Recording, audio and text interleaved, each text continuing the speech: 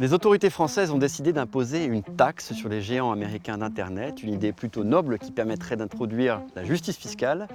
Mais paradoxalement, c'est un secteur bien français qui pourrait trinquer, le champagne, puisque Trump menace de taxer à 100% certains produits typiquement hexagonaux.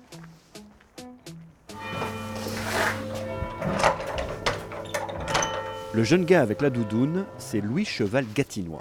Attention à la tête. Dernier né d'une longue lignée de vignerons. Dans sa famille, on faisait déjà du vin sous Louis XIV. Vous montrez cette bouteille avec un peu de dépôt, c'était un peu trouble, là vous êtes dans une période un peu trouble avec ce qui se passe aux États-Unis? Un peu trouble, oui, bien sûr. On a appris cette nouvelle de manière un peu brutale. Cela remet en cause tout notre mode de fonctionnement, toute la planification que l'on peut faire en termes de commercialisation.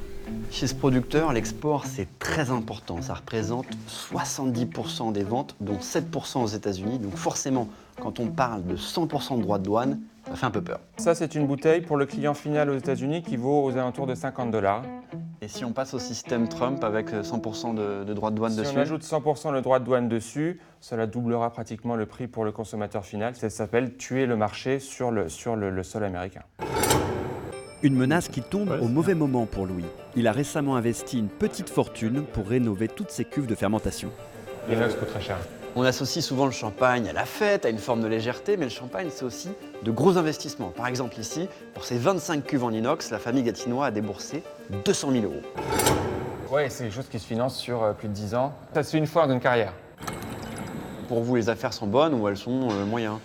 Les affaires sont plutôt bonnes. Pour le champagne, aujourd'hui, c'est vraiment l'export qui est le plus porteur. Ce qui veut dire que de telles annonces tapent vraiment là où ça fait mal. Et certains de vos clients américains, ils vous parlent de cette guerre commerciale? J'ai reçu des consommateurs américains, clients particuliers, amoureux du champagne, qui venaient passer des vacances en Champagne et qui étaient encore plus peinés que moi peut-être de ces décisions-là. Parce qu'au final, c'est peut-être eux aussi qui vont payer l'addition. Bien sûr. Louis exploite 7 hectares de vignobles, une propriété de taille moyenne. Il aime définir son champagne comme un vin de terroir, un vin de connaisseur.